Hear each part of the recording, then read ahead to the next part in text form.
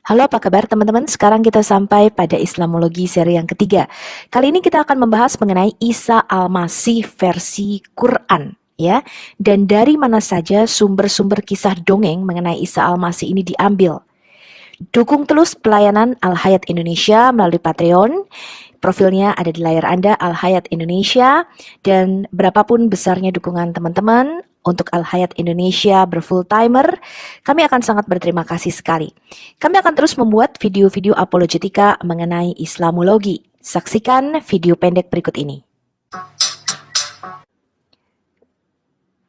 Pada video kali ini kita akan membahas mengenai Isa Al-Masih versi Quran.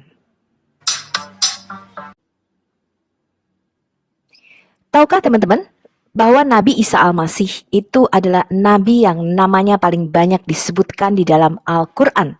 Jauh lebih banyak dibandingkan Muhammad. Kemudian cerita-cerita mengenai Isa Al-Masih di dalam Quran ini juga tersebar, ya, hampir di banyak surah di dalam Quran. Tapi spesifik, kali ini kita akan mengambil dari Quran surah Maryam, ya, Quran surah 19 ayat 16 sampai 21. Kita lihat dulu ceritanya. Dan ceritakanlah atau katakanlah, ya, Muhammad dalam kurung kisah Maryam di dalam kitab. Katanya dalam kurung Al-Quran. Tentu saja waktu Al-Quran belum ada, ya. Jadi di dalam kitab maksudnya tentu saja di dalam kitab Injil, ya. Yaitu ketika dia mengasingkan diri dari keluarganya ke suatu tempat di sebelah timur. Baitul Maqdis ini maksudnya adalah bait suci Salomo pada waktu itu. Lalu dia memasang tabir yang melindunginya dalam kurung dari mereka. Lalu kami mengutus roh kami dalam kurung Jibril kepadanya. Maka dia menampakkan diri di hadapannya dalam bentuk manusia yang sempurna. Ya, jadi roh yang daripada Tuhan yang mereka sebut dengan malaikat Jibril, walaupun ini tidak pasti, ya, menampakkan diri kepada Maryam itu di dalam rupa manusia yang sempurna. Jadi malaikat ini bisa menjelma menjadi manusia yang sempurna. Bahkan kadang-kadang malaikat ini bisa menyerupai Dahyah Al-Kalbi, ya, yang di dalam Islam itu adalah merupakan orang paling ganteng di dalam suku Quraisy, katanya, yang sering datang kepada Muhammad malam-malam di dalam tendanya, ya. Dan Muhammad berkata, oh itu bukan Dahya Al-Kalbi loh, itu Jibril, katanya, ya, tapi serupa persis kayak Dahya Al-Kalbi. Kita lanjutkan bacanya. Dia, Maryam, berkata, sungguh aku berlindung kepada Tuhan yang Maha Pengasih terhadapmu jika engkau orang yang bertakwa.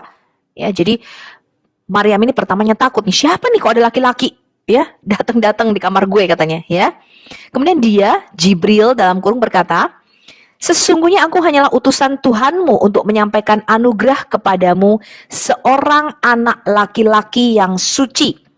Ya, jadi kemarin mengatakan Yesus Kristus kan kotor, lahirnya dari vagina dan sebagainya. Tapi mereka tidak membaca sendiri di dalam Qur'annya, ya, bahwa Isa adalah seorang laki-laki yang suci. Ya, yang mereka merujuk hal ini kepada Yesus Kristus, katanya. Dia, Maryam, berkata, bagaimana mungkin aku mempunyai anak laki-laki padahal tidak pernah ada orang laki-laki yang menyentuhku dan aku bukan seorang bezinah, katanya. Dia, Jibril, berkata, demikianlah Tuhanmu berfirman, hal itu mudah bagiku dan agar kami menjadikannya suatu tanda bagi manusia dan sebagai rahmat dari kami.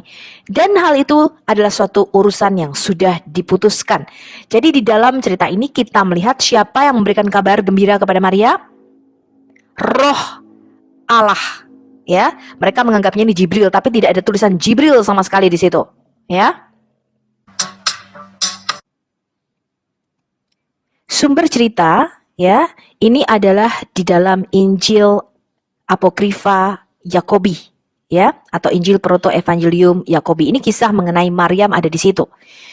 Dikatakan di dalam Injil Gnostik ini, sewaktu Maria berusia 3 tahun, ia dipersembahkan oleh orang tuanya di bait Allah. Maryam berada di dalam tanggung jawab Imam Zakaria. Ini sejalan dengan apa yang ada di dalam Quran. Ya, Quran mengatakan Maryam itu berada di bawah tanggung jawab Zakaria. Hal ini tidak lumrah, ya, atau tidak wajar di dalam tradisi Yahudi, karena biasanya diserahkan itu adalah anak laki-laki, bukan anak perempuan. Kemudian dikatakan di dalam Injil Apokrifa ini, Hingga pada usia 12 tahun, Maryam ini berada di bait Allah. Dan ketika dibawa pulang ke rumah Yusuf yang memenangkan undian, jadi diundi pada waktu itu, ini sejalan dengan kisah yang ada di dalam Quran juga. Kemudian datanglah malaikat kepadanya dan memberitakan perihal bahwa Maria akan mengandung bayi Yesus Kristus. Ya, ini sejalan di dalam Quran mengenai Isa Al-Masih. Ya, kisah ini termuat di dalam Injil Yakobus pasal 10 ayat 1 sampai 16. Sementara itu diadakanlah sidang para imam dan mereka setuju. Marilah kita membuat tabir bagi Allah. Kata imam besar, panggillah perawan dari suku Daud. Maka para pemuka bait Allah mencari kemana-mana dan menemukan 7 orang. Maka imam besar ingat kepada perawan Maryam bahwa ia berasal dari keluarga Daud dan suci di mata Allah. Maka para pembantu bait Allah segera mengambilnya lalu membawa gadis itu ke bait Allah. Nah, apa yang salah dengan perikop ini, teman-teman? Mempersembahkan perempuan ke bait Allah bukan hal yang lumrah bagi orang Yahudi. Ya, karena biasanya yang dipersiapkan menjadi imam di bait Allah adalah laki-laki, misalnya Samuel. Ya, itu sebabnya di dalam Alkitab ya kisah Maria yang dipersembahkan di bait Allah tidak mungkin ada ya. Ini karena menyalahi tradisi pada waktu itu. Dan ini merupakan cerita yang berbeda dengan Alkitab kita. Di dalam Injil Proto-Evangelium Yakobus atau Proto-Evangelium Yakobi yang ke-10 dikatakan dan ada sidang para imam berkata, mari kita membuat tabir untuk bait suci Tuhan. Kalau di Quran dikatakan Maria memasang tabir ya bagi dirinya sendiri. Kemudian di pasal yang ke-11 dari Injil Proto-Evangelium Yakobi ini dikatakan, dan Maria itu mengambil kendi, pergi mengisinya dengan air, dan lihat sebuah suara berkata kepadanya, bersukacitalah yang diberkati, Tuhan menyertaimu, berbahagialah kamu di antara wanita. Kemudian Maryam ini melihat ke sekeliling, ke kanan, ke kiri ya, untuk melihat dari mana asal suara itu. Dan dia menjadi ketakutan, kemudian dia pergi ke rumahnya dikatakan, dan meletakkan kendi itu, dia mengambil benang ungu itu, duduk di kursinya dan memintal kain ungu itu. Dan lihat, seorang malaikat Tuhan berdiri di hadapannya berkata, jangan takut Maryam, karena kamu telah menemukan kasih karunia di hadapan Tuhan. Kamu akan hamil oleh firman Tuhan. Dan mendengar ini, Maryam mempertanyakan dirinya sendiri berkata, akankah saya mengandung dari Tuhan, Tuhan yang hidup, dan melahirkan seperti semua wanita melahirkan? Dan malaikat Tuhan berkata kepadanya, bukan seperti itu Maria, karena kuasa Tuhan akan menaungi kamu. Jadi orang suci yang akan lahir dari kamu akan disebut putra yang maha tinggi. Dan kamu akan menamainya Yesus, karena dia akan menyelamatkan umatnya dari dosa-dosa mereka. Dan Maryam berkata, lihat aku adalah hamba Tuhan, jadilah padaku sesuai dengan perkataanmu. Jadi ini adalah cerita yang ditambah-tambahi ya di luar Alkitab sendiri.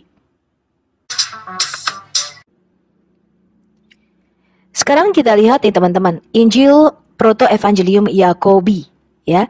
Ada sekitar 130 manuskrip Yunani yang berisi Injil masa kanak-kanak Yesus menurut Yakobus ini. Tetapi pasti ini penulisnya bukanlah Yakobus Rasul Yesus ataupun Yakobus saudara Yesus. Sebagian besar naskah ini berasal dari abad ke-10 ya atau setelahnya. Naskah-naskah yang paling awal yang diketahui itu ditemukan pada tahun 1958 yang sekarang disimpan di perpustakaan Bodmer Jenewa. Naskah ini berasal dari abad ketiga, namun banyak dari bacaannya yang tampaknya sekunder. Penulis yang mengaku sebagai Yakobus, saudara tiri Yesus, penulis ini sebenarnya tidak mungkin Yakobus ya, karena penulisnya tampaknya bergantung pada Injil Matius dan Injil Lukas ya di dalam cerita itu. Hanya Matius yang memberitahu kita tentang pembantaian bayi yang diatur oleh Herodes. Sementara hanya Lukas yang memberitahu kita tentang kelahiran Yohanes kepada Elizabeth. Yakobus, ya, saudara Yesus, mati di tangan Ananias. Ini terjadi tahun 62 Masehi.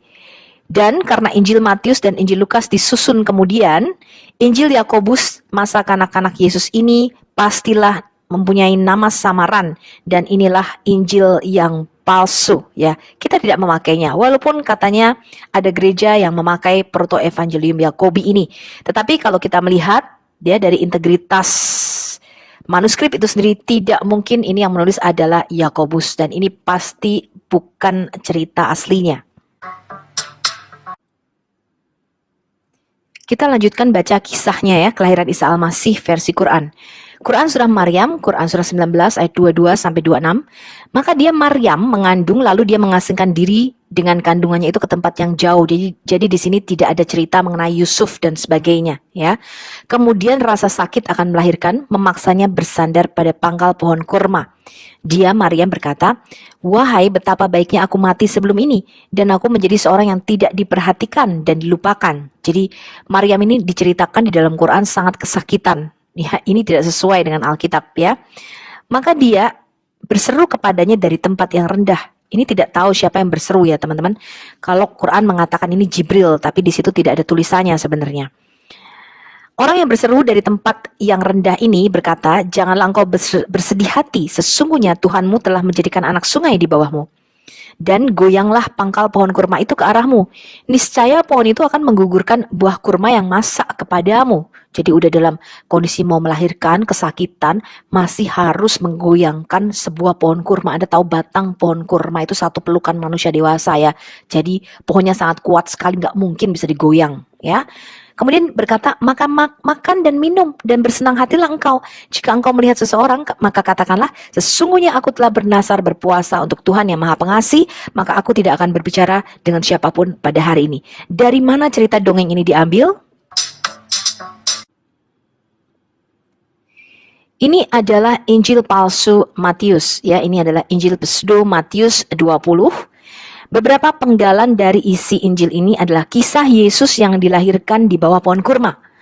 Maka kata bayi Yesus yang ada di pelukan dada ibunya, perawan Maryam, wajahnya tersungging senyum. "Wahai pohon, rendahkanlah dahan-dahanmu untuk memberi makan ibuku dengan buah segarmu." Maka pohon itu mendengar dan menundukkan dirinya ke kaki Maryam. Lalu makanlah mereka semua buah-buah dari pohon itu.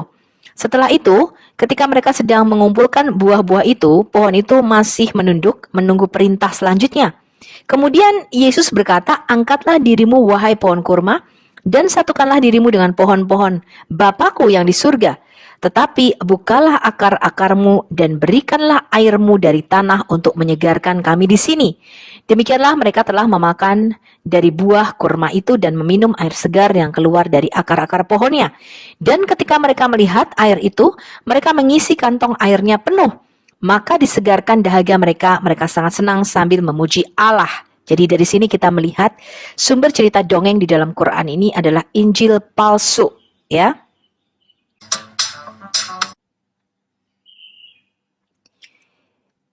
Injil pseudo Matius atau Injil palsu Matius ini adalah bagian dari apokrifa Perjanjian Baru dan kadang-kadang menggunakan nama The Infancy Gospel of Matthew atau Injil kanak-kanak Yesus menurut Matius. Tetapi nama sebenarnya dari teks di zaman kuno ini adalah The Book About the Origin of the Blessed Mary and the Childhood of the Savior atau kitab tentang asal-usul Maryam yang terberkati dan masa kanak-kanak juru selamat. Pseudo Matius adalah salah satu genre infancy gospels yang berusaha mengisi detail kehidupan Yesus dari Nazaret hingga usia 12 tahun, yang secara singkat diberikan di dalam Injil Matius dan Lukas. Jadi di dalam Injil asli kita, itu memang tidak diceritakan secara detail, bahkan ketika Yesus berumur dari bayi, kemudian umur 2 tahun kira-kira ya, sampai kira-kira umur 12 tahun, kita nggak tahu nih apa yang terjadi, ya. Padahal jelas pasti dia seperti anak-anak Israel pada umumnya, yaitu pergi sekolah ke yeshiva, ya. Kemudian di barat, Injil ini menjadi sumber dominan untuk siklus yang menggambarkan kehidupan Maria, terutama sebelum abad pertengahan pada waktu itu, ya. Karena orang kepo banget, kemana nih Yesus pada waktu kanak-kanak pada waktu itu, ya. Jadi mereka ngarang-ngarang cerita. Dan karena pada waktu itu tuh belum ada yang namanya copyright, teman-teman, ya. Belum ada yang seperti sekarang kalau Anda nulis buku kemudian dikopi sama orang lain, Anda berhak mendapatkan royaltinya. Pada waktu itu belum ada hak royalti seperti itu. Sehingga orang ketika menulis buku, mengarang buku, mereka mengambil nama-nama yang sudah tenar pada waktu itu, ya. Nah, perhatikan teman-teman, Injil pseudegrapha ini ditulis sekitar abad ke-5, kira-kira tahun 464 Masehi. Jadi tidak mungkin ditulis oleh Rasul Matius, karena Matius itu meninggal sekitar tahun 70-an. Ya. Oke, jadi tadi kita sudah melihat ya sumber cerita dongeng di dalam Quran ini adalah sumber-sumber dari Injil-Injil palsu yang ditulis ratusan tahun setelah semua rasul-rasul ini mati. Ya, jadi kisahnya tidak bisa diverifikasi. Kita baca kelanjutan kisah Isa di dalam Quran ini. Quran surah Maryam ya, Quran surah 19 sekarang ayat 27 sampai 32. Kemudian Maryam ini membawa bayi Yesus ini, bayi Isa ini katanya ya, kepada kaumnya dengan menggendongnya. Mereka berkata, "Wahai Maryam, sungguh engkau telah membawa sesuatu yang sangat mungkar." Jadi mereka menuduh Maryam ini berzina. Ini bisa dihukum rajam pada waktu itu. Karena tidak ada Yusuf di dalam Quran, teman-teman. Dan ini sangat mengherankan. Ya. Kemudian mereka berkata, "Wahai saudara perempuan Harun." Ini adalah kesalahan yang paling fatal di dalam Quran. Jadi Maryam itu dikatakan binti Imron dan saudara perempuan Harun. Ya, jadi saudaranya Musa dan Harun. Allah yang sejati, Allah yang benar, yang maha tahu itu tidak mungkin bisa salah sejarah ya, mengira bahwa Maryam saudara perempuan Harun dan Musa adalah Maryam ibu Yesus. Ya, ini konyol sekali nih ya, konyol sekali. Dikatakan ayahmu bukan seorang yang buruk perangainya dan ibumu bukan seorang perempuan pezina. Maka dia Maryam menunjuk kepada anaknya nih, bayi Isa Al-Masih ini katanya. Mereka berkata, "Bagaimana kami akan berbicara dengan anak bayi yang masih ada di dalam ayunan itu?" Tapi bayi Isa ini, baby Isa ini ya bisa berbicara pada waktu dia masih bayi. Dikatakan Isa itu berkata, "Sesungguhnya aku nih hamba Allah dan dia memberiku kitab," dalam kurung Injil. Kapan ini ya Allah memberi Isa kitab? Dia baru lahir beberapa jam, mungkin beberapa hari ya yang lalu. Kapan diberi kitab? Pada waktu di dalam kandungan ya Isa ini diberi kitab ya, karena ini past tense dalam bentuk lampau ya. Dia sudah memberiku kitab katanya. Dan dia menjadikan aku seorang nabi. Jadi belum lahir aja Isa ini sudah jadi nabi ya. Dan dia menjadikan aku seorang yang diberkahi di mana saja aku berada. Dan dia memerintahkan kepadaku melaksanakan sholat dan menunaikan zakat selama aku hidup. Dan berbakti kepada ibuku, dan dia tidak menjadikan aku seorang yang sombong lagi celaka. Jadi jelas ini adalah dongeng Isa Al-Masih versi Arab yang sama sekali tidak mencerminkan kisah Yesus Kristus abad pertama ya, yang lahir di dalam keluarga Yahudi ya. Ini benar-benar versi Arab dan diambil dari Injil-Injil palsu. Sekarang kita baca nih Ali Imran, Quran surah ketiga ayat 45-46 dan juga Quran surah Al-Maidah surah kelima ayat 110. Ingatlah ketika para malaikat berkata, tadi roh yang memberitahukan mengenai kelahiran Isa Al-Masih, di sini para malaikat. Jadi ada banyak malaikat. Mana yang benar ini? Ya, para malaikat berkata, "Wahai Maryam, sesungguhnya Allah menyampaikan kabar gembira kepadamu tentang kalimatnya, ya, atau firman darinya, dalam kurung seorang anak laki-laki, seorang putra. Namanya Al-Masih Isa putra Maryam." Ya, jadi belum lahir, ya. Yesus ini sudah ada, ya, karena dikatakan sudah punya nama. Firman Allah ini sudah punya nama, namanya Al-Masih Isa putra Maryam. Seorang yang terkemuka di dunia dan di akhirat, dan termasuk orang-orang yang didekatkan dalam kurung kepada Allah. Dan dia berbicara dengan manusia sewaktu dalam buayan, dan ketika sudah dewasa, dan dia termasuk di antara orang-orang saleh.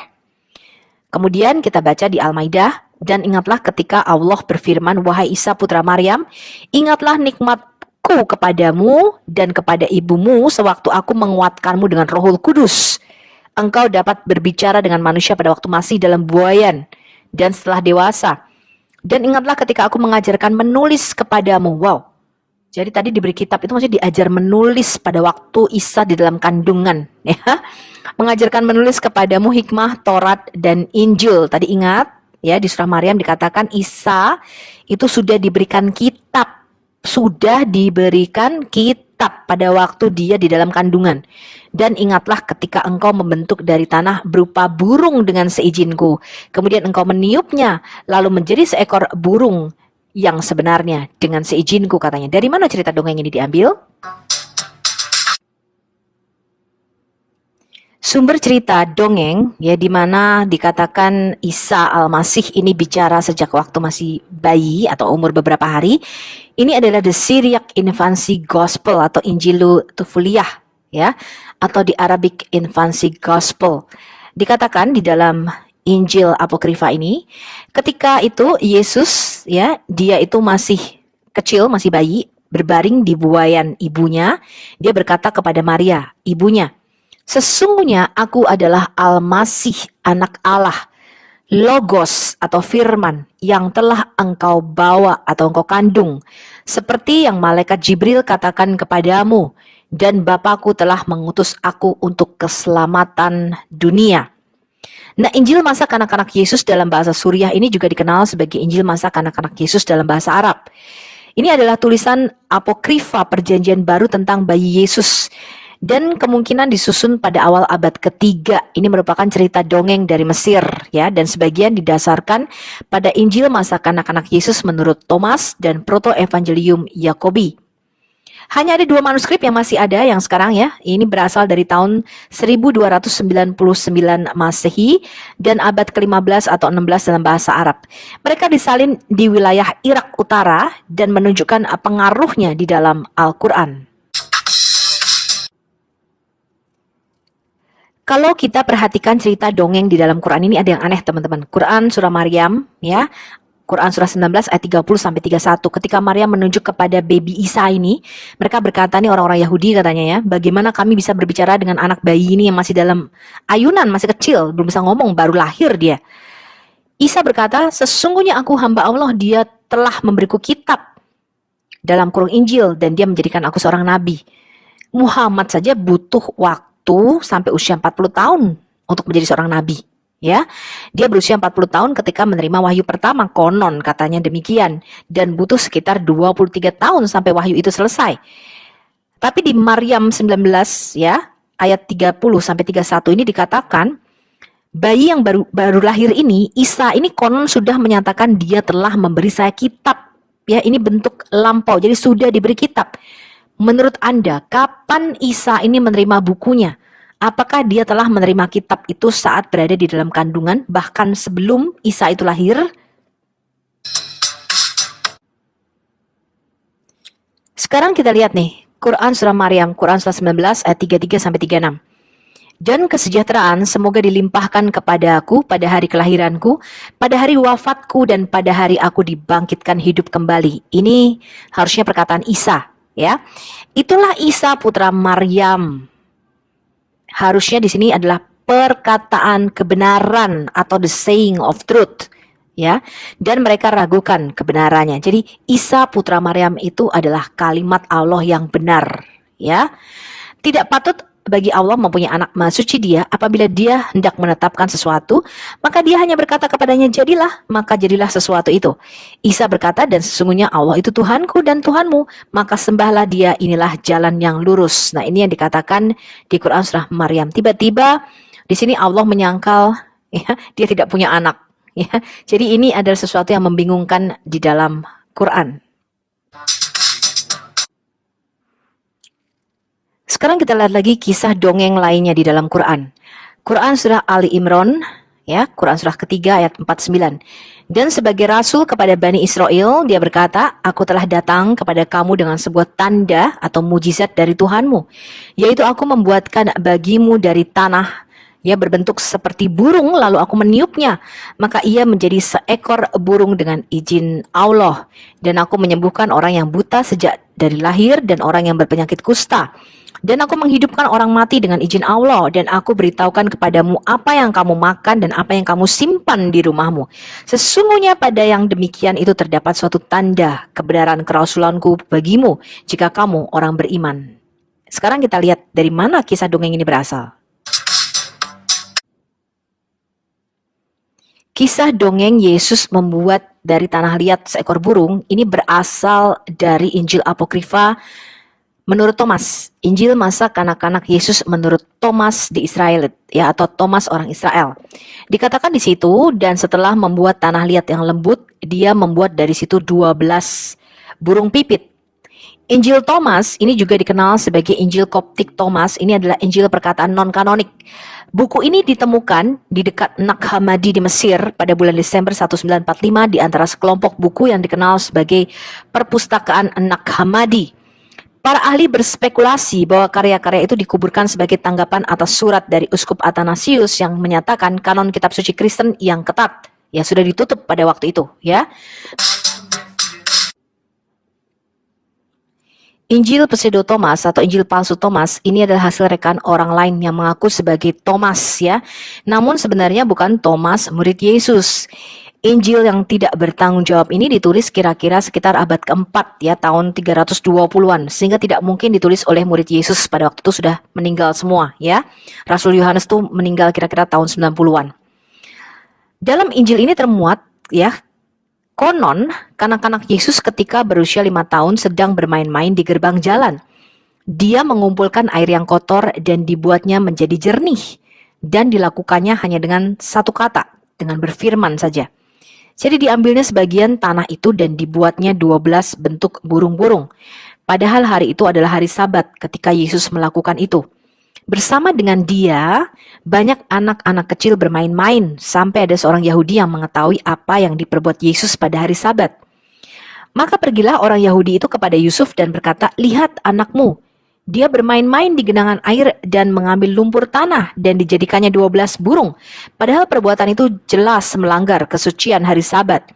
Lalu datanglah Yusuf ke tempat di mana Yesus bermain-main sambil berteriak, katanya, "Mengapa kamu membuat semua hal ini pada hari Sabat, hari yang melarang kita mengerjakan sesuatu?" Maka Yesus melepaskan dari tangannya satu demi satu bentuk burung-burungan itu dan berkata, "Pergilah." Maka terbanglah dan menjadi burung sungguh-sungguh. Tercenganglah orang Yahudi itu ketika melihat semua kejadian itu, dan ketika ia meninggalkan tempat itu dan dikabarkannya semua yang telah dilakukan oleh Yesus. Jadi Injil palsu Thomas ini menceritakan bayi Yesus atau anak-anak Yesus ini sakti ya, bisa menciptakan burung. Diceritakan kalau ada temannya pada waktu itu berbuat jahat kepada dia, kemudian Yesus berkata, "Kamu jadi lumpuh," gitu ya. Temannya tuh tiba-tiba ambruk, lumpuh dan hampir mati. Jadi sakti gitu. Yesus itu sakti sekali dengan kata-katanya pada waktu masih kecil.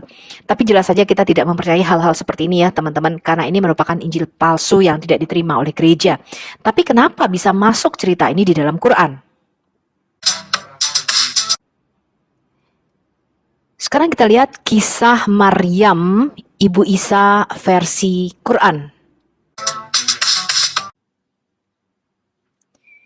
Sekarang kita mau lihat kisah kelahiran Maryam, ya, ibu daripada Isa Al-Masih ini di dalam Quran, yang mana tidak dicatat di dalam Injil kita, tetapi dicatat di dalam Injil-Injil palsu, dongeng-dongengan lainnya. Kita lihat Quran surah Ali Imran, Quran surah ketiga ayat 35-36.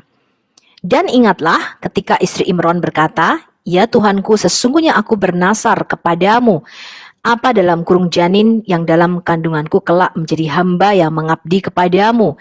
Maka terimalah nazar itu dariku. Sungguh engkaulah yang maha mendengar dan maha mengetahui.' Maka ketika melahirkannya dia berkata, 'Ya Tuhanku, aku telah melahirkan anak perempuan, padahal Allah lebih tahu apa yang dia lahirkan. Dan laki-laki tidak sama dengan perempuan. Dan aku memberinya nama Maryam, dan aku mohon perlindunganmu untuknya dan anak cucunya dari gangguan setan yang terkutuk.'" Jadi jelas di sini Muhammad itu salah sejarah ya. Dia mengatakan istri Imran itu melahirkan Maryam ibunya Isa ya. Maryam di sini saudara Harun dan Musa ini bukanlah Maryam ibunya Yesus ya, bukanlah wanita yang sama. Ini adalah kesalahan sejarah yang paling fatal di dalam Quran.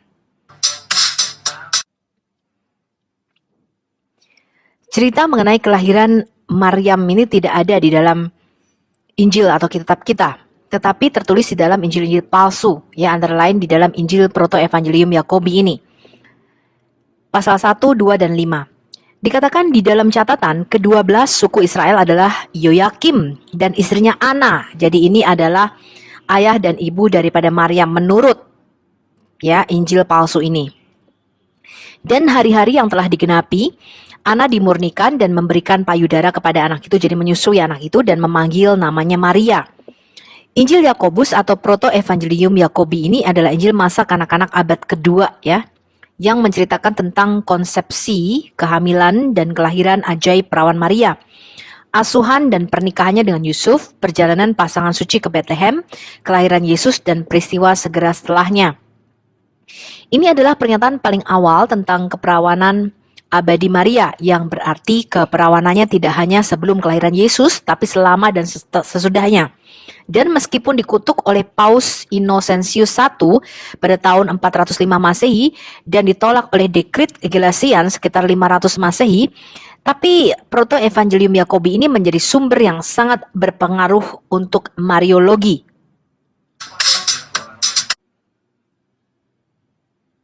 Sekarang kita baca lagi Quran Surah Ali Imran ya, Quran Surah ketiga ayat 37. Maka dia dalam kurung Allah menerimanya dengan penerimaan yang baik, membesarkannya dengan pertumbuhan yang baik dan menyerahkan pemeliharaannya kepada Zakaria. Jadi Maryam ini dikatakan dipelihara ya oleh Zakaria. Ini sesuai dengan Proto-Evangelium Yakobi yang tadi kita baca ya. Setiap kali Zakaria masuk menemunya di mihrab, ya katanya kamar khusus ibadah, dia dapati makanan di sisinya. Dia berkata, "Wahai Maryam, dari mana ini engkau peroleh?" Dia Maryam menjawab, "Itu dari Allah. Sesungguhnya Allah memberi rezeki kepada siapa yang dia kehendaki tanpa perhitungan." Hal ini tidak wajar ya, karena wanita itu tidak diserahkan di dalam bait suci, hanya anak laki-laki saja. Nah, sumber cerita bahwa Maria itu dirawat oleh Zakaria, ya ini berasal dari Injil palsu, Injil Proto-Evangelium Yakobi pasal yang ke-8. Dan Maryam ada di bait suci Tuhan, dia dirawat seperti burung merpati dan menerima makanan dari tangan malaikat, dikatakan di situ. Ya, ini sejalan dengan apa yang ada di dalam Quran. Sekarang kita baca Quran Surah Ali Imran, Surah ketiga ayat 44. Itulah sebagian dari berita-berita gaib yang kami wahyukan kepadamu dalam kurung Muhammad. Padahal engkau tidak bersama mereka ketika mereka melemparkan pena mereka untuk mengundi siapa di antara mereka yang akan memelihara Maryam. Dan engkau pun tidak bersama mereka ketika mereka bertengkar. Dari mana cerita mengenai Maryam ini diundi? Sekali lagi kita melihat kesamaan kisah di dalam Quran dengan Injil palsu Yakobi atau Injil Proto-Evangelium Yakobi pasal yang ke-9. Dikatakan Yusuf mengambil tongkatnya terakhir dan lihatlah seekor burung merpati keluar dari tongkat dan terbang di atas kepala Yusuf. Dan imam berkata kepada Yusuf, "Kamu telah dipilih dengan undian untuk menjaga perawan Tuhan." Ya, jadi mereka memanggil beberapa duda-duda ya di Israel pada waktu itu katanya. Dan ketika diundi maka Yusuf ya yang terpilih untuk menjaga perawan Maria ini. Dan sekarang yang paling fatal teman-teman dari semua ayat yang ada di dalam Quran mengenai kisah Isa Al-Masih versi Arab ini adalah Quran Surah An-Nisa surah keempat ayat 157. Dan dalam kurung kami hukum juga karena ucapan mereka ya, padahal kami hukum juga ini nggak ada ya. Dan karena ucapan mereka, sesungguhnya kami telah membunuh Al-Masih Isa putra Maryam Rasul Allah. Kalau orang Yahudi mengakui itu adalah Al-Masih dan Rasul Allah, bagaimana mereka bisa membunuh Yesus ini? Ya, ini adalah pertanyaan yang sangat-sangat aneh ya. Padahal mereka tidak membunuhnya dan tidak pula menyalibnya, tetapi yang mereka bunuh katanya adalah orang yang diserupakan dengan Isa. Sesungguhnya mereka yang berselisih pendapat tentang pembunuhan Isa itu selalu dalam keraguan-raguan tentang siapa yang dibunuh itu. Mereka benar-benar tidak tahu dalam kurung siapa sebenarnya yang dibunuh itu, melainkan mengikuti persangkaan belaka. Jadi mereka tidak yakin telah membunuhnya. Hal ini nanti kita akan bahas lebih detail lagi ya, mengenai cerita dongeng bahwa siapa sih yang diserupakan oleh Isa ini.